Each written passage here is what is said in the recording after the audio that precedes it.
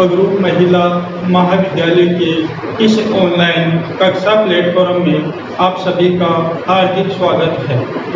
आज हम भूगोल विषय के अंतर्गत भारत का भूगोल का अध्ययन प्रारंभ करने जा रहे हैं और भारत का भूगोल में हम सबसे पहले भारत के परिचय के बारे में विस्तृत जानकारी प्राप्त करेंगे। भारत विश्व का एक विशाल देश है और यह विश्व की समस्त भौगोलिक विशेषताओं को अपने आप में धारण किए हुए है, इसलिए भारत को उपमहाद्वीप की संज्ञा भी दी जाती है। इसी के साथ साथ इन भौगोलिक विशेषताओं की उपलब्धता के कारण भारत को एक महान देश की संज्ञा भी दी जाती है। भारत के भौगोलिक परिचय के अंतर्गत हम सबसे पहले भारत के नामकरण के बारे में विस्तार से चर्चा करेंगे। प्राचीन समय में समस्त उत्तरी भारत में आर्यों का निवास था और इन आर्यों के निवास के कारण भारत को प्राचीन समय में आर्यावर्त कहा गया।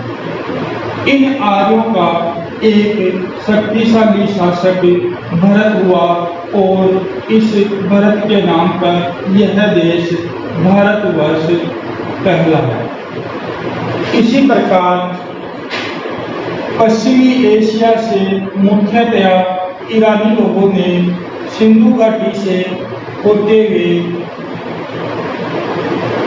सिंधु नदी घाटी से होते हुए उत्तर पश्चिमी भारत में प्रवेश किया। ईरानी लोग श शब्द का उच्चारण ह शब्द के रूप में करते हैं, इसलिए इन्होंने सिंधु नदी को हिंदू नदी कहा और भारत देश को इन्होंने सिंधु नदी के आधार पर हिंदुस्तान नाम दिया।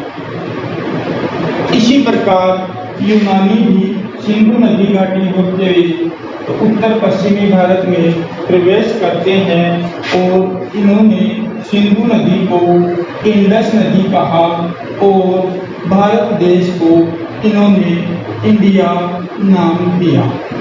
इस प्रकार हमने भारत के नामकरण के बारे में चर्चा की। सबसे पहले हमने देखा कि प्राचीन समय में उत्तरी भारत में आर्यों का निवास था और इन आर्यों के निवास के कारण ही भारत को उस समय आर्यावर्त नाम दिया गया। आगे चलकर इन आर्यों के एक शक्तिशाली शासक हुए जिनका नाम भरत था और इन्हीं शासक के नाम पर भारत का नाम भारतवर्ष हुआ। इसी प्रकार अगर हम ईरानियों की बात करें तो ईरानी सिंधु नदी घाटी से होते हुए उत्तर पश्चिमी भाग में इन्होंने प्रवेश किया। यह ईरानी लोग स शब्द का उच्चारण ह शब्द के रूप में करते थे, इसलिए इन्होंने सिंधु नदी घाटी को हिंदू नदी घाटी कहा और भारत को इन्होंने हिंदुस्तान नाम दिया।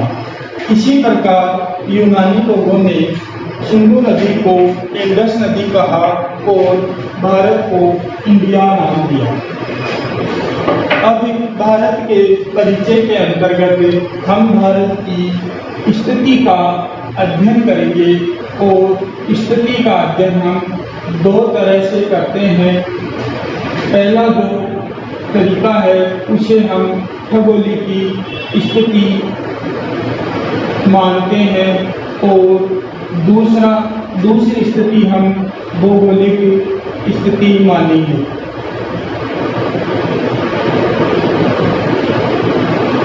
खगोलीय स्थिति का अध्ययन हम अक्षांश और देशांतर रेखाओं के आधार पर करेंगे और इसी प्रकार भारत की भौगोलिक स्थिति का अध्ययन हम भारत के पड़ोसी देशों, सागरों, महासागरों, द्वीपों, खाड़ियों एवं इसी प्रकार भारत की अन्य सीमावर्ती विशेषताओं को आधार मानते हुए करते हैं। सबसे पहले हम भारत की खगोलीय स्थिति का अध्ययन प्रारंभ करेंगे और खगोलीय स्थिति के अंतर्गत हमें अक्षांश और देशांतर रेखाओं की जानकारी होना आवश्यक है। इसलिए खगोलीय स्थिति समझने से पहले हम अक्षांश और देशांतर रेखाओं के बारे में कुछ जानकारी लेंगे।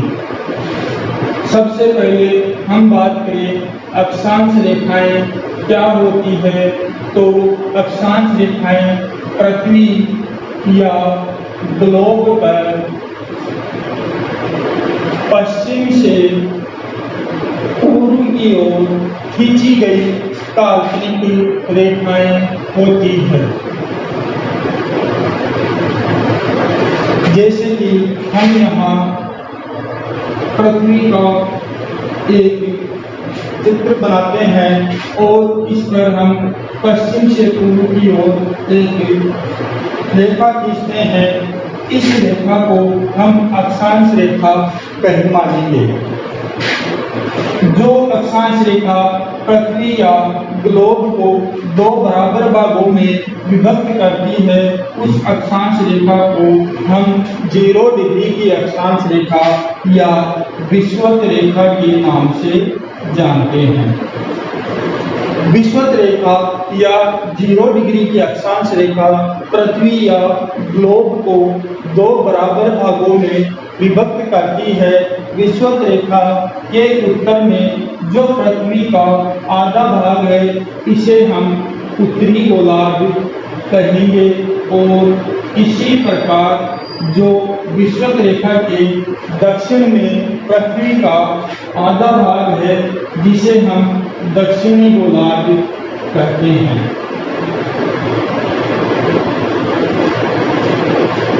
विषुवत रेखा से उत्तरी गोलार्ध में उत्तरी गोलार्ध के उत्तरी भाग तक 90 अक्षांश रेखाएं विषुवत रेखा के समानांतर कोणीय दूरी पर खींची जाती है और जो 90 डिग्री की अक्षांश रेखा होती है, वो एक बिंदु के रूप में होती है।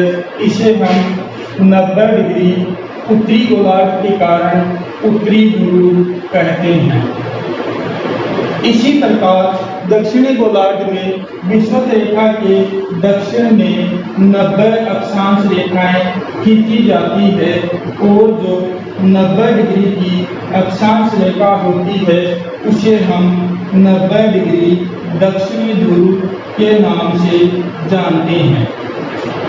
इस प्रकार हमने देखा कि पृथ्वी को जो अक्षांश रेखा लगभग बराबर दो भागों में बांटती है, उसे हम 0 डिग्री की अक्षांश रेखा या विषुवत रेखा कहते हैं। विषुवत रेखा के उत्तर में जो पृथ्वी या ग्लोब का आधा भाग है, इसे हम उत्तरी गोलार्ध कहेंगे। इसी प्रकार विषुवत रेखा के दक्षिण में जो पृथ्वी का आधा भाग है, उसे हम दक्षिणी गोलार्ध कहते हैं।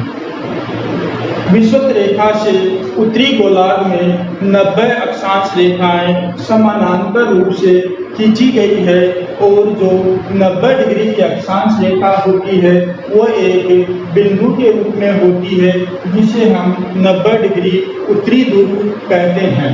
इसी प्रकार विषुवत रेखा के दक्षिण में दक्षिणी गोलार्ध में 90 अक्षांश रेखाएं खींची गई है और जो 90 डिग्री की अक्षांश रेखा होती है, वो एक बिंदु के रूप में होती है, जिसे 90 डिग्री दक्षिणी ध्रुव कहा जाता है। इसी प्रकार हम अक्षांश रेखाओं की कुछ विशेषताओं के बारे में अध्ययन करते हैं, तो हमें पता चलता है जो 0 डिग्री की अक्षांश रेखा है, वो पृथ्वी पर सर्वाधिक लंबाई वाली अक्षांश रेखा होती है। इसके पश्चात जैसे जैसे हम उत्तरी और दक्षिणी ध्रुव की ओर जाते हैं, वैसे वैसे अक्षांश रेखाओं की लंबाई क्रमिक रूप से कम होती जाती है। इसी प्रकार हम बात करें तो दो अक्षांश क्रमिक अक्षांश रेखाओं के बीच की दूरी सदैव समान होती है और यह बीच की दूरी 111 किलोमीटर होती है। इसी प्रकार हम यह भी देखते हैं कि विषुवत रेखा के उत्तर में उत्तरी गोलार्ध में एक रेखा खींची गई है जिसे हम 23.5 डिग्री उत्तरी अक्षांश रेखा या इसे हम करक रेखा या फिर हम इसे उत्तरी अयन रेखा के नाम से पुकारते हैं। इसी प्रकार विषुवत रेखा के दक्षिण में एक 23.5 डिग्री की अक्षांश रेखा कल्पित की गई है जिसे हम मकर रेखा या फिर दक्षिणी अयन रेखा कहते हैं। हमें यहाँ यह भी जानना आवश्यक हो जाता है कि सूर्य वर्ष भर में करक रेखा और मकर रेखा के बीच सीधा या उसकी किरणें इनकी क्षेत्र के बीच लंबवत पड़ती है, इसलिए इन दोनों अक्षांश रेखाओं के मध्य के क्षेत्र में सदैव उष्ण कटिबंधीय जलवायु पाई जाती है। 21 मार्च को सूर्य विषुवत रेखा पर सीधा चमकता है और 21 मार्च के पश्चात धीरे धीरे सूर्य उत्तरी अयन रेखा की ओर जाने लगता है, इसलिए इसे सूर्य का उत्तरायण कहा जाता है।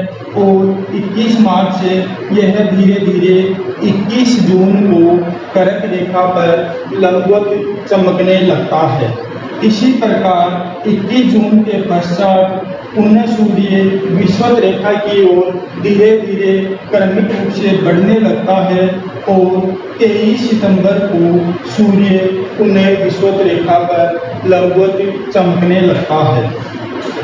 23 सितंबर पश्चात सूर्य धीरे धीरे दक्षिणी गोलार्ध में मकर रेखा की ओर बढ़ने लगता है और 22 दिसंबर को यह पूर्ण रूप से मकर रेखा पर लंबवत चमकने लगता है। 22 दिसंबर पश्चात सूर्य पुनः दक्षिण से विषुवत रेखा की ओर धीरे धीरे बढ़ता है और 21 मार्च को सूर्य पुनः विषुवत रेखा पर लंबवत चमकने लगता है। इस प्रकार हमने भारत की भौगोलिक स्थिति को समझने के लिए अक्षांश रेखाओं की कुछ विशेषताओं को समझा। अब हम इसके पश्चात देशांतर रेखाओं की कुछ प्रमुख विशेषताओं के बारे में जानकारी प्राप्त करेंगे। देशांतर रेखाओं की हम अगर बात करते हैं तो देशांतर रेखाएं पृथ्वी या ग्लोब पर उत्तरी ध्रुव से दक्षिणी ध्रुव की ओर खींची गई काल्पनिक रेखाएं होती है। जैसे कि हम इसे ग्लोब या पृथ्वी पर समझें तो उत्तरी गोलार्ध में उत्तरी ध्रुव स्थापित है और दक्षिणी गोलार्ध में दक्षिणी ध्रुव स्थापित है। उत्तरी ध्रुव और दक्षिणी ध्रुव को मिलाने वाली रेखा को हम देशांतर रेखा कहते हैं। यह देशांतर रेखा जो पृथ्वी के मध्य भाग से गुजरती है उसे हम 0 डिग्री देशांतर रेखा या फिर हम इसे प्रधान देशांतर रेखा या हम इसे प्रधान यामोत्तर रेखा या फिर हम इसे पृथ्वी का प्रारंभिक बिंदु डी कहते हैं। 0 डिग्री की देशांतर रेखा इस ग्लोब या पृथ्वी को 2 बराबर भागों में विभक्त करती है।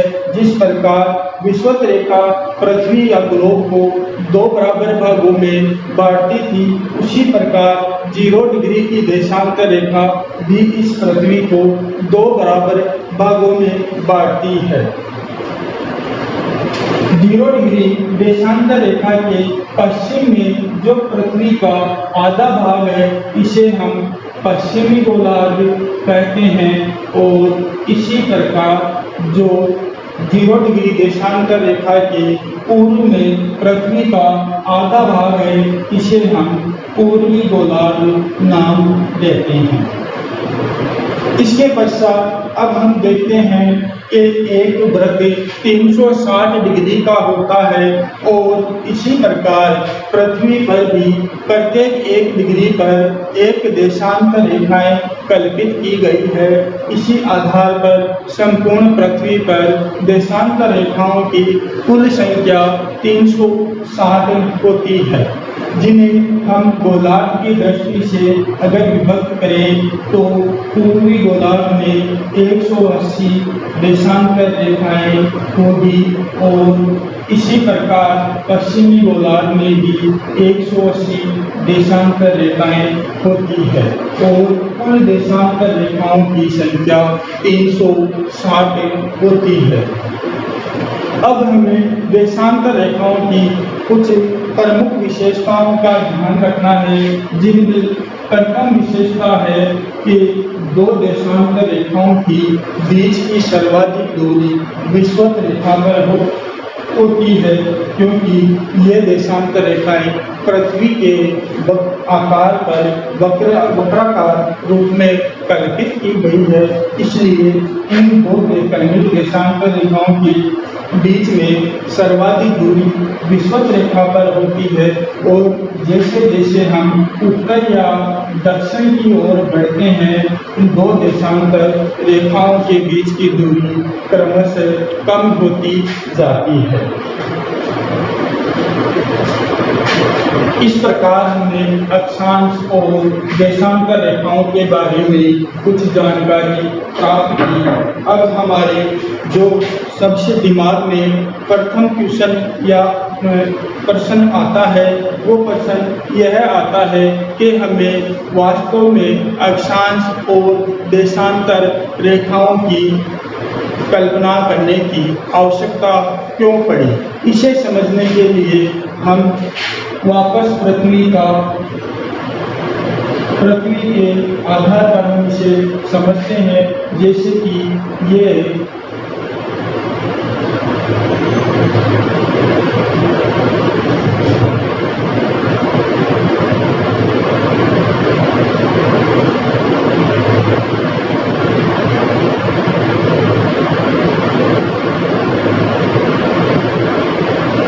हमारी पृथ्वी पर स्थित सभी महाद्वीप हैं। इन महाद्वीपों को अनेक देशों में, प्रदेशों में एवं छोटे क्षेत्रीय भागों में विभक्त किया गया है। अब बिना अक्षांश और देशांतर रेखाओं की अनुपस्थिति में हम इन स्थान या क्षेत्रों या देशों की स्थिति का निर्धारण नहीं कर सकते हैं। अगर पृथ्वी पर इसी प्रकार अक्षांश रेखाओं की कल्पना कर दी जाए तो हम किसी भी देश या प्रदेश का या किसी क्षेत्र का अक्षांश और देशांतर रेखाओं के आधार पर आसानी से हम इनकी स्थिति का निर्धारण कर सकते हैं। इसलिए अक्षांश और देशांतर रेखाओं की हमें सबसे प्रमुख आवश्यकता के रूप में किसी स्थान या क्षेत्र की स्थिति निर्धारण करने के लिए आवश्यकता पड़ी। इस प्रकार हमने अक्षांश और देशांतर रेखाओं के बारे में चर्चा की। अब हम हमारे जो मूल विषय है उसके अंतर्गत भारत की खगोलीय स्थिति का अध्ययन प्रारंभ करते हैं। भारत की खगोलीय स्थिति की बात की जाए तो हम सबसे पहले भारत के क्षेत्रफल की बात करेंगे। तो भारत का जो भौगोलिक क्षेत्रफल होता है, भारत का कुल भौगोलिक क्षेत्रफल 32,87,263 वर्ग किलोमीटर है। भारत का कुल भौगोलिक क्षेत्रफल 32,87,263 वर्ग किलोमीटर है, जो संपूर्ण विश्व का 2.43% है। क्षेत्रफल की दृष्टि से बात की जाए तो भारत का विश्व में 7वां स्थान है।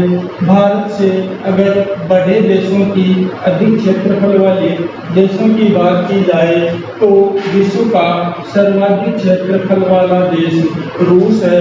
रूस के पश्चात कनाडा का स्थान आता है और कनाडा के पश्चात चीन का स्थान आता है।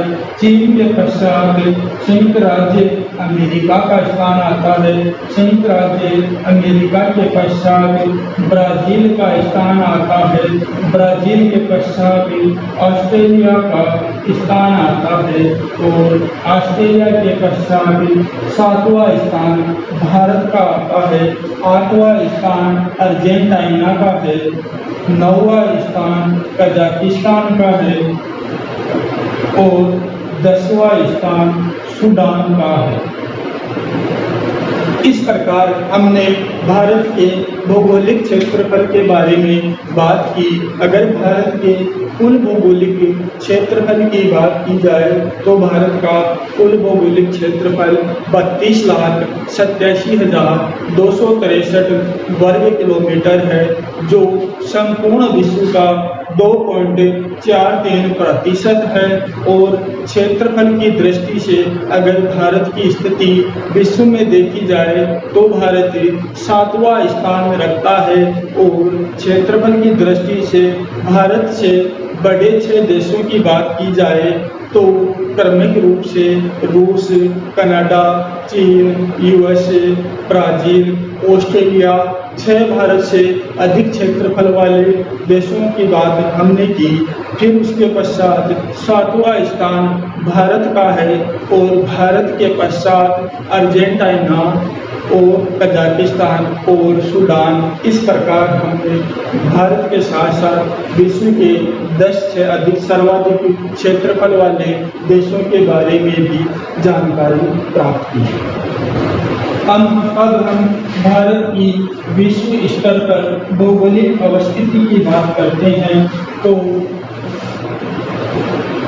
भारत की विश्व में भौगोलिक स्थिति की बात करें तो यह विषुवत रेखा है जो इस पृथ्वी को 2 भागों में उत्तरी गोलार्ध और दक्षिणी गोलार्ध में विभक्त करती है। इसी प्रकार 0 डिग्री की देशांतर रेखा इस पृथ्वी को 2 बराबर गोलार्धों में पश्चिमी गोलार्ध और पूर्वी गोलार्ध में विभक्त करती है। वैश्विक स्तर पर अगर भारत की स्थिति देखी जाए तो हमारा भारत देश इस गोलार्ध में है, तो हम आसानी से बता सकते हैं अक्षांशीय दृष्टि से भारत उत्तरी गोलार्ध में स्थित है और देशांतरीय दृष्टि से भारत पूर्वी गोलार्ध में स्थित है। इस प्रकार विश्व मानचित्र पर या पृथ्वी पर हमने भारत की स्थिति देखी तो भारत अक्षांशीय दृष्टि से उत्तरी गोलार्ध में स्थित है और देशांतरीय दृष्टि से पूर्वी गोलार्ध में है। और एशिया महाद्वीप में भारत दक्षिणी स्थिति रखता है और भारत समेत भारत पूर्वी और पश्चिमी दोनों सिरों पर 2 प्रायद्वीप से घिरा हुआ है। इधर भारत के पश्चिमी भाग में अरब प्रायद्वीप है और पूर्वी भाग में इंडोचीन प्रायद्वीप स्थित है। इस प्रकार हमने विश्व या पृथ्वी पर भारत की गोलार्धीय स्थिति देखी जो उत्तरी गोलार्ध और पूर्वी गोलार्ध में विस्तृत है। अब हम भारत के अक्षांशीय और देशांतरीय विस्तार के बारे में बात करेंगे। भारत के अक्षांशीय व देशांतरीय विस्तार। भारत का अक्षांशीय व देशांतरीय विस्तार ज्ञात करने के लिए हमें भारत का मानचित्र बनाना होगा।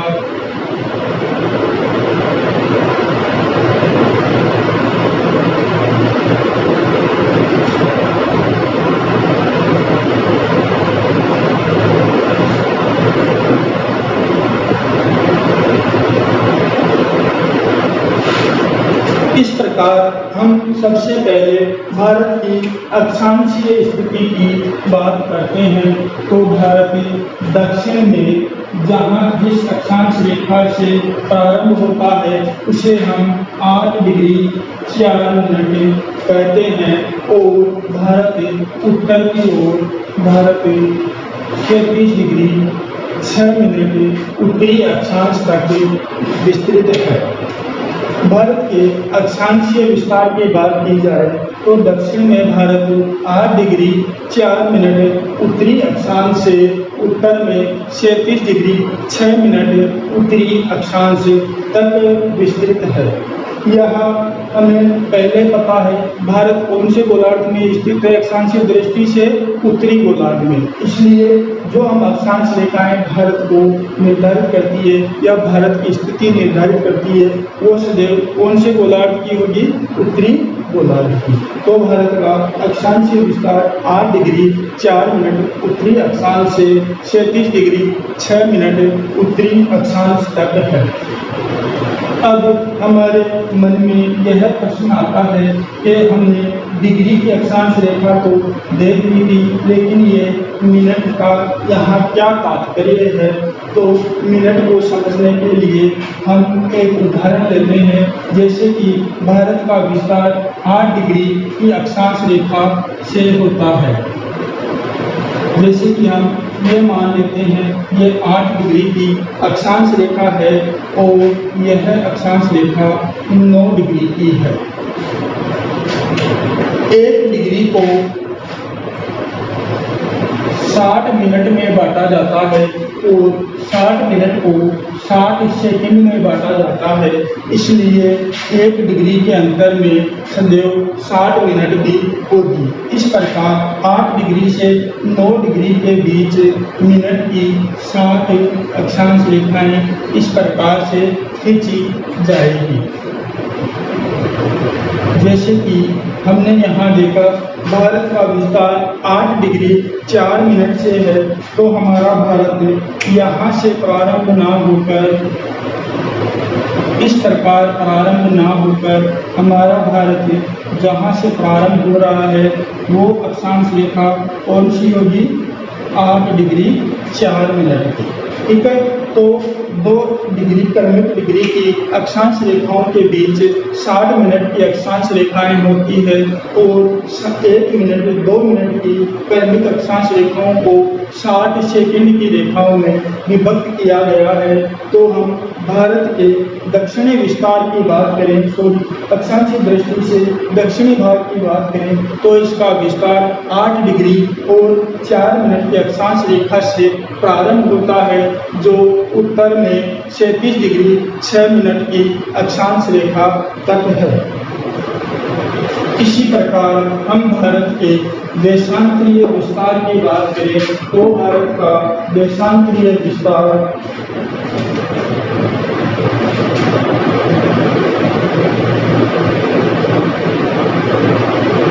68 डिग्री 7 मिनट पूर्वी देशांतर से प्रारंभ होकर 97 डिग्री 25 मिनट पूर्वी देशांतर तक है। देशांतर की बात की जाए तो भारत का देशांतरीय विस्तार 68 डिग्री 7 मिनट पूर्वी देशांतर से लेकर 97 डिग्री 25 मिनट पूर्वी देशांतर तक है। भारत के अक्षांशीय और देशांतरीय विस्तार के अंतर की बात की जाए तो हम सबसे पहले भारत का अक्षांशीय अंतर देखते हैं। भारत का अक्षांशीय अंतर होगा 37 डिग्री 6 मिनट की अक्षांश रेखा से 8 डिग्री 4 मिनट की अक्षांश रेखा को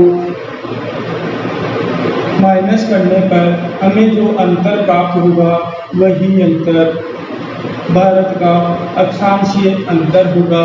और इस प्रकार स्पष्ट होता है भारत का अक्षांशीय अंतर 29 डिग्री 2 मिनट है। भारत के देशांतरीय अंतर की बात की जाए तो भारत का देशांतरीय अंतर 97 डिग्री 25 मिनट पूर्वी देशांतर रेखा से 68 डिग्री 7 मिनट पूर्वी देशांतर रेखा को घटाने पर जो हमें अंतर प्राप्त होता है वही अंतर भारत का देशांतरीय अंतर है और भारत का देशांतरीय अंतर 29 डिग्री 18 मिनट है। इस प्रकार हम भारत के अक्षांशीय और देशांतरीय अंतर की तुलना करें तो भारत का देशांतरीय अंतर अक्षांशीय अंतर की तुलना में 16 मिनट अधिक है। अब हमें सबसे ज़्यादा ध्यान देने योग्य जो बात है वो हम देखते हैं कि भारत का अक्षांशीय अंतर कम है बल्कि देशांतरीय अंतर अधिक है। तो जो ये देशांतरीय अंतर अधिक है और अक्षांशीय अंतर कम है तो यहाँ हमें स्पष्ट होता है कि भारत की लंबाई चौड़ाई की तुलना में कम होनी चाहिए, लेकिन ऐसा नहीं होता है क्योंकि जो भारत की लंबाई है, भारत की लंबाई 3214 किलोमीटर है और भारत की चौड़ाई 2933 किलोमीटर है। इसलिए हमें यहाँ पर यह स्पष्ट करना होगा कि आखिर किस वजह से भारत की लंबाई चौड़ाई की अपेक्षा अधिक है जबकि भारत का देशांतरीय विस्तार अक्षांशीय विस्तार की तुलना में अधिक है। इसे जानने के लिए हमें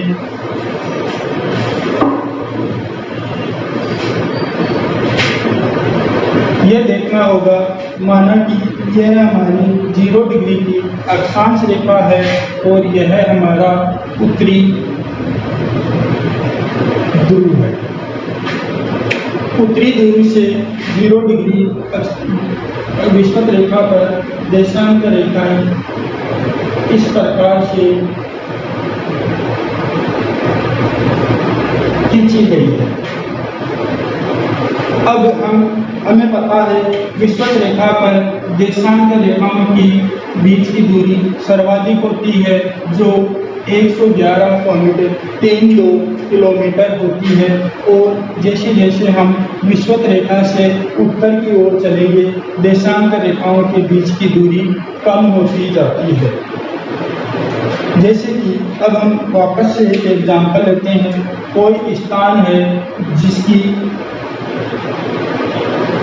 लंबाई इतनी है, अगर इस स्थान को हम उत्तर की ओर खिसका दें तो इस स्थान का देशांतरीय विस्तार बढ़ जाएगा और यह ज़्यादा देशांतर रेखाओं में फैल जाएगा, जबकि इसकी चौड़ाई जितनी विषुवत रेखा पर थी उतनी ही चौड़ाई यहाँ पर भी है, लेकिन यहाँ इसका देशांतरीय विस्तार कम होगा और यहाँ इसका देशांतरीय विस्तार अधिक होगा। और हमने यहाँ देख लिया कि भारत का जो अक्षांशीय विस्तार है वो विषुवत रेखा से प्रारंभ ना होकर 8 डिग्री 4 मिनट से प्रारंभ हुआ है और 37 डिग्री 6 मिनट तक है।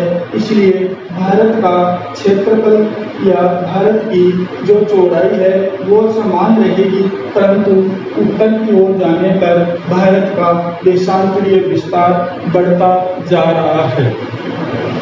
और हमने प्लेट विवर्तनिकी सिद्धांत में पढ़ा है कि भारतीय प्लेट का निरंतर उत्तर पूर्व दिशा में गमन हो रहा है और यह उत्तर पूर्व दिशा में धीरे धीरे बढ़ती जा रही है। इसलिए भविष्य में भारतीय प्लेट का या भारत का देशांतरीय विस्तार और अधिक बढ़ जाएगा, परंतु भारत की चौड़ाई 2933 किलोमीटर ही रहने की संभावना है। इस प्रकार हमें भारत की अक्षांशीय और देशांतरीय अवस्थिति पड़ी।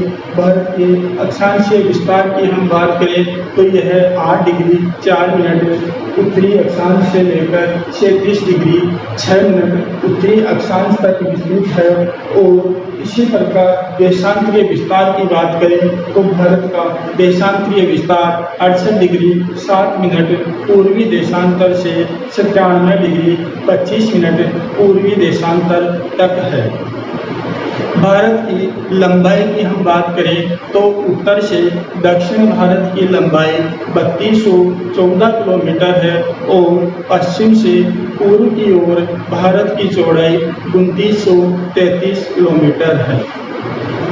अब हम भारत के उत्तरतम या भारत के अंतिम छोर पर स्थित बिंदुओं की बात करें तो भारत का सबसे उत्तरतम बिंदु लद्दाख का इंदिरा पोल है। इसी प्रकार भारत का सबसे पश्चिमी बिंदु सरक्रिक है जो कि गुजरात में अवस्थित है। भारत का सबसे पूर्वोत्तम बिंदु किबुटू है जो कि अरुणाचल प्रदेश में स्थित है। इसी प्रकार भारत का सबसे दक्षिणतम बिंदु कन्याकुमारी का केप कैमोरिन है। अब हमें यहाँ एक बात और ध्यान रखनी होगी कि जो भारत का अक्षांशीय विस्तार है 8 डिग्री 4 मिनट से हम प्रारंभ मानते हैं, लेकिन यह अक्षांशीय विस्तार भारत की मुख्य भूमि से प्रारंभ होता है। अगर द्वीपों समेत बात की जाए तो यहाँ पर जो अंडमान निकोबार द्वीप समूह है, इस अंडमान निकोबार के द्वीप समूह के सबसे दक्षिणी द्वीप ग्रेट निकोबार से भारत का अक्षांशीय विस्तार प्रारंभ हो जाता है और इस समय भारत का जो अक्षांशीय विस्तार होगा वो 6 डिग्री 4 मिनट होगा। इस प्रकार मुख्य भूमि का अक्षांशीय विस्तार 8 डिग्री 4 मिनट से प्रारंभ होता है और द्वीपों सहित अगर भारत के अक्षांशीय विस्तार की बात की जाए तो यह 6 डिग्री 4 मिनट से 37 डिग्री 6 मिनट तक विस्तृत है।